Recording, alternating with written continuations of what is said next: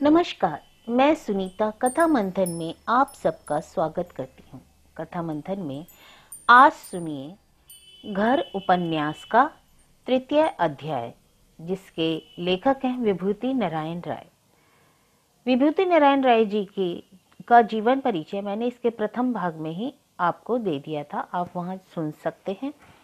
और description box में भी इनका थोड़ा सा जीवन परिचय मैंने दिया हुआ है, आप उसे वहाँ से भी पढ़ सकते हैं। तो चलिए शुरू करते हैं उनका तृतीय अध्याय, जो उनकी बेटी राजकुमारी, मुंशी जी हैं, मुंशी जी की बेटी राजकुमारी के बारे में है। राजकुमारी जिसे लेने कोई राजकुमार नहीं आता है। किस्सा यह एक दिन का है नहीं है कि राजकुमारी शर्माने लग गई।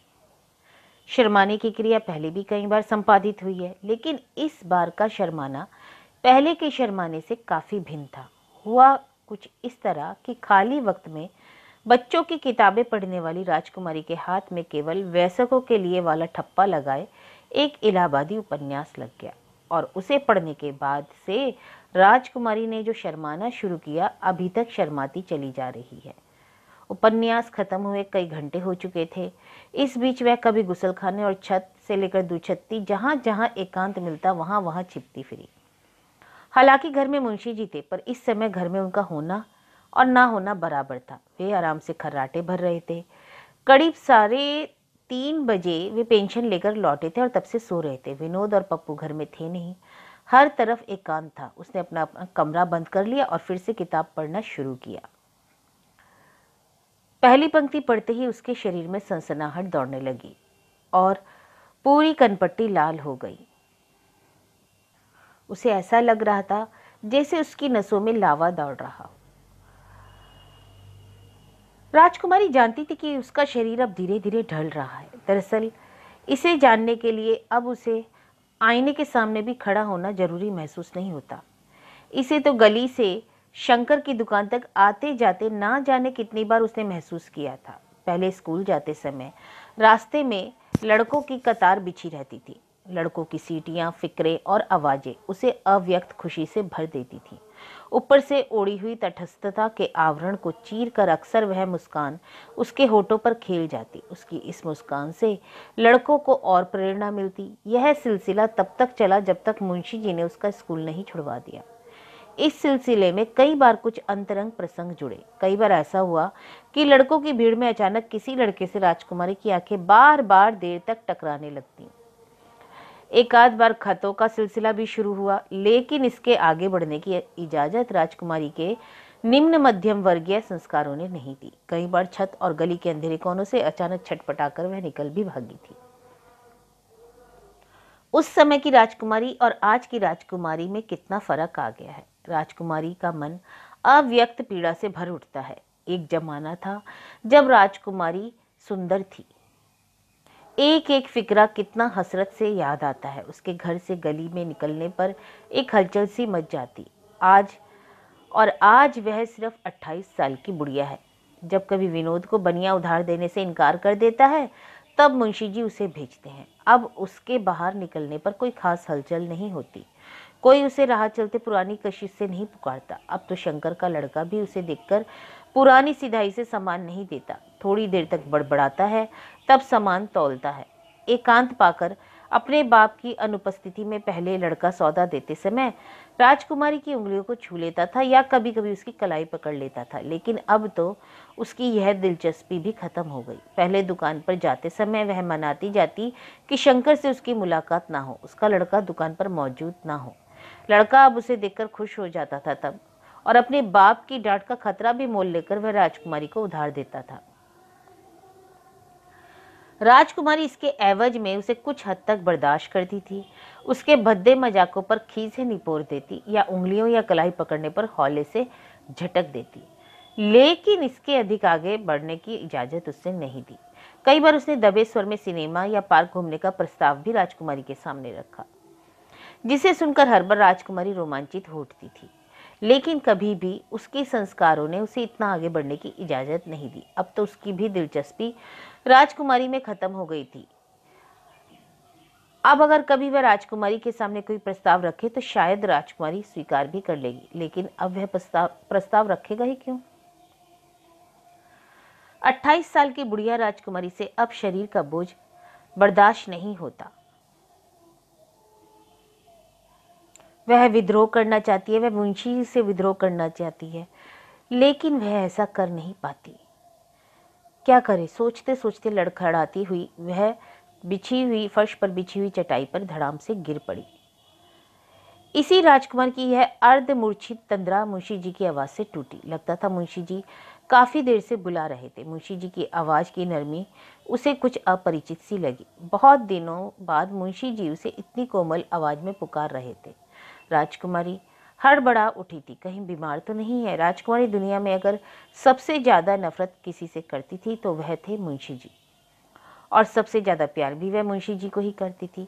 बचपन में माँ से ज्यादा प्यार वह मुंशी जी से पाती रही। छोटी थी तो कमरे का जंगला पकड़े मुंशी जी के ट्यूशन या स्कूल के घर लौटने का इंतजार करती थी। उनके कंधों पर बैठकर गांवों और कस्बों के ना जाने कितने मेले ठेले हाट बाजार गई थी। थोड़ी बड़ी हुई तो उन्हीं के साथ उंगली पकड़कर नायब साहब के घर जाने लगी। वहीं पहली बार उसने त्रिवेणी को देखा था। मुंशी जी जब कभी त्रिवेणी को कोई काम सौंपकर नायब साहब से बात करने अंदर चले जाते, शरारती त्रिवेणी उसका हाथ पकड़े पिछवाड़े आम के बगीचे में भाग जाता। बचपन की कितनी स्मृतियां त्रिवेणी से जुड़ी है। माँ के मरने के बाद मुंशी जी में ना जाने कितना फर्क आ गया था कि राजकुमारी उनके सामने जाने से कतराने लगी। कैसे घूर के देखते हैं, अक्सर बाहर से लौटते हैं तो किसी न किसी बहाने उसे पीटते जरूर हैं। राजकुमारी जानती है कि जिस वजह से उसकी पिटाई हो रही है असली कारण वह नहीं है, कारण तो कुछ और है जिसे बताने का साहस मुंशी जी में नहीं है और ना ही राजकुमारी पूछ ही सकती है। लेकिन उनकी आंखों में राजकुमारी बहुत कुछ पढ़ लेती है। मुंशी जी के हाथों पिटते समय राजकुमारी को वे दुनिया के सबसे क्रूर और गंदे इंसान लगते हैं, लेकिन उसे पीटने के बाद छत पर चादर में मुंह लपेटे रोने की कोशिश करते को रोकते हुए मुंशी जी के हिलते बदन को देखकर राजकुमारी का मन बार बार करता है कि बार बार वह फिर से छोटी सी बच्ची बन जाए और उनकी गोद में मचल मचल कर उनके आंसू पहुंच डाले। लेकिन अब क्या वह संभव था? राजकुमारी बड़ी हो गई थी और मुंशी जी उससे काफी दूर जा चुके थे। इधर कुछ दिनों से मुंशी जी ने उसे पीटना बंद कर दिया था, लेकिन आजकल उन्हें झेल पाना राजकुमारी के लिए ज्यादा मुश्किल हो गया है। बाहर से आने पर वे कैसी निगाहों से उसे घूरते हैं। उनकी नजरों में छिपी घृणा, संदेह या तिरस्कार को बर्दाश्त करने से तो कहीं बेहतर है उनके हाथों पिटना और फिर कुछ देर बाद दर्द के खात्मे के साथ भूल जाना। लेकिन अब तो मुंशी जी भी अंदर ही अंदर घुटते रहते हैं और राजकुमारी भी छटपटाती रहती है। राजकुमारी उनकी निगाहों को अच्छी तरह पहचानती है। हर बार उसका मन करता है कि चीख चीख कर मुंशी जी के संदेह की चादर तार तार कर डाले, लेकिन कभी भी मुंशी जी शब्दों के माध्यम से अपना शक व्यक्त नहीं करते। अबोले शक का जवाब राजकुमारी दे तो कैसे, और आज भी यही हुआ। राजकुमारी इस कमरे में लगभग जब अर्धमूर्छित अवस्था में लेटी हुई थी उस समय दरवाजे पर दस्तक शुरू हुई।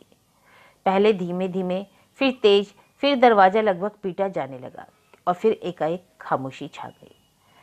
राजकुमारी ने जल्दी जल्दी अपने कपड़े दुरुस्त करके दरवाजा खोला तो घृणा की चिंगारियां आंखों में लिए मुंशी जी सामने खड़े थे। उन्होंने केवल एक क्षण के लिए उसे देखा और वितृष्णा और उपेक्षा से आगे बढ़ गए। उस एक क्षण में जाने कितनी तपिश थी कि राजकुमारी अपमान और शर्म की दाहक पीड़ा से झुलस उठी। मुंशी जी चुपचाप अपने कमरे में चले गए, लेकिन मुक्ति इतनी आसान नहीं थी। इसके थोड़ी देर बाद मुंशी जी अपने कमरे से निकले और किसी न किसी बहाने पूरे घर में झांक आए और रसोई के कोने में खड़ी खड़ी वह मुंशी जी से निगाहें छिपाती रही। मुंशी जी के कदमों की आहट कई बार रसोई के दरवाजे तक आई, थमी और लौट गई। राजकुमारी के मनाने में अगर दम रहा होता तो धरती कई बार फटी होती और कई बार वह उसमें समा जाती। थोड़ी देर बाद मुंशी जी के कदमों की आहट उसके कमरे की ओर चली गई। ना जाने कितनी देर तक राजकुमारी चुपचाप बुद्ध बनी खड़ी रही। ऐसा पहली बार हुआ नहीं, लेकिन हर बार का अनुभव पहले से ज्यादा त्रास्त करता। कभी देर बाद जब अपराध बोध की वह चुप्पी के चेहरे पर चिपकाए राजकुमारी धीरे धीरे कदमों से अपने कमरे में गई तो मुंशी जी सो गए थे और राजकुमारी ने एक बार फिर दिलकश इलाहाबादी का उपन्यास हाथ में उठा लिया। मुंशी जी की आवाज काफी दूर से किसी अंधी सुरंग से टकराकर लौटती हुई सी लग रही थी। राजकुमारी को लगा वे काफी देर से पुकार रहे थे। राजकुमारी हड़बड़ाकर उठी, लेकिन दोपहर वाली गलती उसने फिर से नहीं दोहराई। पहले वह अच्छे से उठी, अपने कपड़ों को ठीक किया, फिर चेहरे पर लापरवाही का भाव उड़ते हुए उसने दरवाजा खोला और बाहर निकल आई। बाहर निकलते ही मुंशी जी की आवाज़ सर्द घोड़े की तरह उसके कानों से टकराई। काफ़ी देर से पुकारते रहने के कारण उनकी आवाज़ कुछ रूखी जरूर हो गई थी, लेकिन फिर भी यह एक अपरिचित आवाज़ थी। राजकुमारी के दिल की धड़कन बढ़ गई। वैसे भी दिन के इस हिस्से में सोना मुंशी जी के लिए नई बात थी। लेटते जरूर हैं लेकिन सोते नहीं। कहीं कोई बात तो नहीं हुई? उनकी आवाज़ के अजनबी अंदाज ने राजकुमारी को बेचैन कर दिया। झपटती हुई वह मुंशी जी के कमरे की तरफ बढ़ी, लेकिन कमरे के दरवाजे पर पहुंचकर ठिठक गई। पिछले कुछ सालों से वह मुंशी जी से कितनी दूर चली गई थी। किसी भी तरह के भावनात्मक उद्वेग का प्रदर्शन तो अब संभव ही नहीं था। शायद यही स्थिति मुंशी जी के लिए भी थी। पिछले कुछ सालों से वह मुंशी जी से कितनी दूर चली गई थी। किसी भी तरह के भावनात्मक उद्वेग का प्रदर्शन अब संभव नहीं था। शायद यही स्थिति मुंशी जी के लिए भी थी। अपनी आवाज की छलकती खुशी को सप्रयास दबाते हुए तटस्थ वाक्य उन्होंने कहा। उसका कुल मतलब यह था कि आज त्रिवेणी ने पक्का वादा कर लिया है। विनोद को लेकर बड़े साहब के पास जाना है। कहीं ना कहीं नौकरी जरूर मिल जाएगी। दूसरे वाक्य में उन्होंने 10 बरस पहले के मुंशी जी बनने की कोशिश की, जैसे पहले स्कूल से लौटते ही राजकुमारी को चिढ़ाते हुए हंसते और फर्स्ट क्लास चाय बनाने को कहते, उसी तरह आज भी उन्होंने उसी अंदाज में फरमाइश करने की कोशिश की। लेकिन आज उनके चिढ़ाने और हंसने में ना जाने क्या था कि राजकुमारी पूरी तरह से हिल गई। मुंशी जी उससे निगाह मिलाने से कतरा रहे थे। पता नहीं दोपहर की अपनी हरकत पर शर्म महसूस कर रहे थे या दिन में सोने का असर था कि विनोद को नौकरी मिलने की निश्चित संभावना। उनकी आवाज असहज लग रही थी। राजकुमारी के लिए भी वहां खड़ा रह पाना मुश्किल हो रहा था। धीरे धीरे सिर झुकाए वे बाहर निकल आई और रसोई में जाकर चुपचाप चाय बनाने लगी। चाय बनाकर जब वह मुंशी जी के कमरे में पहुंची, तब तक वह हाथ मुंह धोकर तैयार हो चुके थे और हाथ से अपने कोट की सलवटें ठीक कर रहे थे। विनोद बदस्तूर घर से गायब था और मुंशी जी को उसे ढूंढने जाना था। बाहर हल्का हल्का अंधेरा छाने लगा था। मुंशी जी ने अंदाजा लगाया 5 साढ़े 5 से कम क्या होगा। आज ट्यूशन पर जाने का वक्त भी नहीं रह गया था। चाय पीते पीते उन्होंने विनोद के उन सारे दोस्तों के नाम पते याद करने की कोशिश की जहां उसके हो सकने की संभावना हो सकती थी। राजकुमारी से भी पूछा, लेकिन राजकुमारी की सूचनाएं काफी पुरानी थी।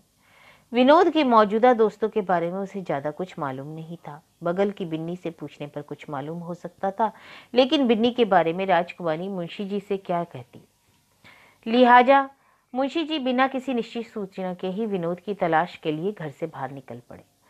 राजकुमारी एक बार फिर घर में अकेली रह गई। अकेलापन उसके लिए हमेशा ही तकलीफ दे रहा है। अकेलेपन से वह बचपन से ही घबराती रही, लेकिन अब तो अकेलापन के साथ रहने की आदत पड़ गई। फिर भी आज घबराकर छत पर निकल आई। धूप खत्म हो चुकी थी और दिसंबर की शुरुआत की हवा में मजे की ठंडक थी। राजकुमारी एक सूती चादर ओढ़ी हुई थी। ठंडी हवा बीच बीच में उसे कंपा देती। फिर भी नीचे कमरे में के एकांत में जाने का उसका मन नहीं कर रहा था। ऊपर अनमने भाव से वह टहलती रही। दोपहर का प्रभाव अब जिस्म पर दूसरी तरह से महसूस हो रहा था। पूरा बदन टूट रहा था। उसके 2-3 बार अंगड़ाइयां ली और बदन की चादर में को कसकर लपेटा और एक छिटक कर खड़ी हो गई। सामने की छत पर सुरेंद्र खड़ा था और ढिठाई से उसे घूर रहा था। सुरेंद्र पप्पू का दोस्त था और उसके साथ पढ़ता था। इधर कुछ दिनों से राजकुमारी उसमें एक अजीब सा परिवर्तन महसूस कर रही थी। पहले वह पप्पू से मिलने जब भी आता तो सीधे धड़धड़ाता हुआ उसके कमरे में घुस जाता था। चूंकि राजकुमारी और पप्पू का कमरा एक ही था, अतः उसे अब भी उसी के कमरे में आना पड़ता था। लेकिन अब वह कमरे में घुसने से पहले खंगारता है या उसे कमरे में अकेला दिखकर दरवाजे पर ठिठक कर खड़ा हो जाता है। पहले की तरह सहज भाव से आकर नहीं बैठता है। पप्पू की उपस्थिति में अगर बैठना पड़े भी तो उससे सीधे निगाहें मिलाने में कतराता है। हवा में इधर उधर देखकर बातें करता है। जब कभी राजकुमारी की आंखें उसकी आंखों से मिलती हैं तो वह उसकी आंखों का भाव देखकर गुनगुना उठता है। यह भाव उसने या तो शंकर बनिए के लड़के की आंखों में देखा है या सुरेंद्र के पिता बड़े बाबू की आंखों में। ना जाने कैसे इतनी कम उम्र में सुरेंद्र की आंखों में ऐसा भाव आ जाता है।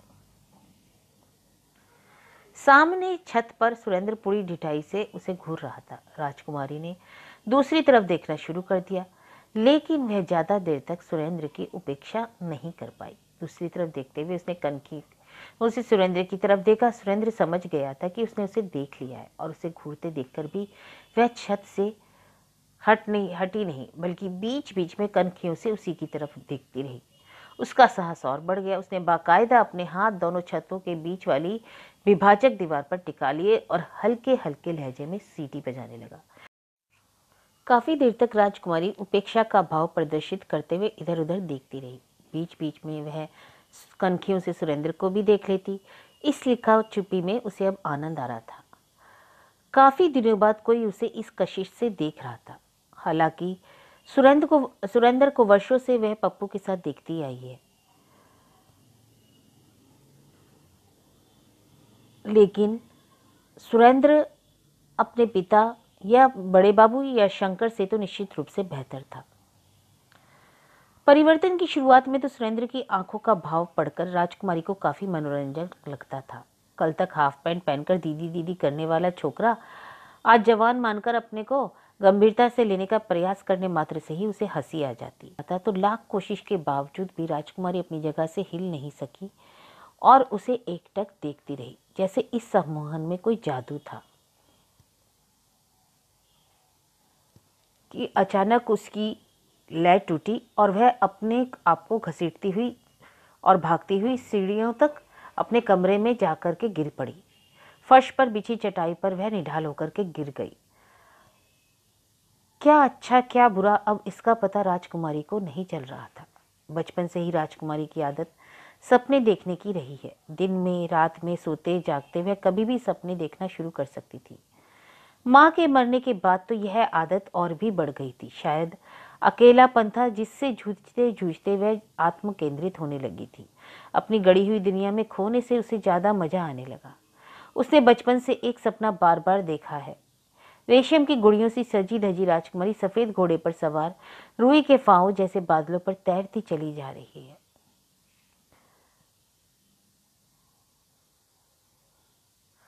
राजकुमारी को बचपन से ही एक राजकुमार की प्रतीक्षा थी। वह बेसब्री से तेज तेज हाथ पांव फेंकते हुए राजकुमार की तरफ बढ़ने की कोशिश करती है, पर दोनों के बीच की दूरी कभी कम होने का नाम ही नहीं लेती है।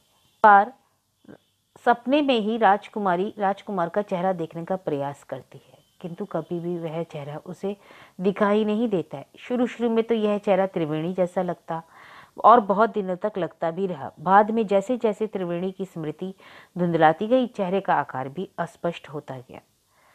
कई बार ऐसा हुआ कि राजकुमार का चेहरा शंकर के चेहरे से मेल खाने लगा, और ऐसा जब भी हुआ पसीने से भीगी राजकुमारी बर्फ में डूबे हाथों ने भागते हुए अश्वारोही का आह्वान करने से भी इनकार कर दिया। हर ऐसे अनुभव के बाद जब कभी राजकुमारी घबराकर उठी है तो उसे स्थिर होने में समय लगा है, और आज भी राजकुमारी उसी अवस्था में सपनों में डूब गई। आज उसने गौर से देखा तो उसे लगा कि राजकुमार का चेहरा किसी कम उम्र किशोर की तरह था। उसने बार बार सुरेंद्र के चेहरे को याद करने की कोशिश की, लेकिन सुरेंद्र का चेहरा धुंधला सा उभरता और उसकी पकड़ से फिसलता चला जाता। दरअसल सोते समय देखे गए सपनों के अलावा उठते बैठते घर में काम करते करते भी राजकुमारी एक सपना ही देखती रहती है, और यह सपना भी राजकुमार से ही संबंधित होता। माँ के मरने के बाद से ही राजकुमारी को किसी ऐसे राजकुमार का इंतजार रहने लगा था जो उसे अकेलेपन की यातना से मुक्ति दिलाकर कहीं दूर ले जाए। और खाली समय में मैं पड़ोस से मांगे गए घटिया उपन्यास पढ़ती और फिर अपनी कल्पना के ख्यालों में राजकुमार से मेल खाती।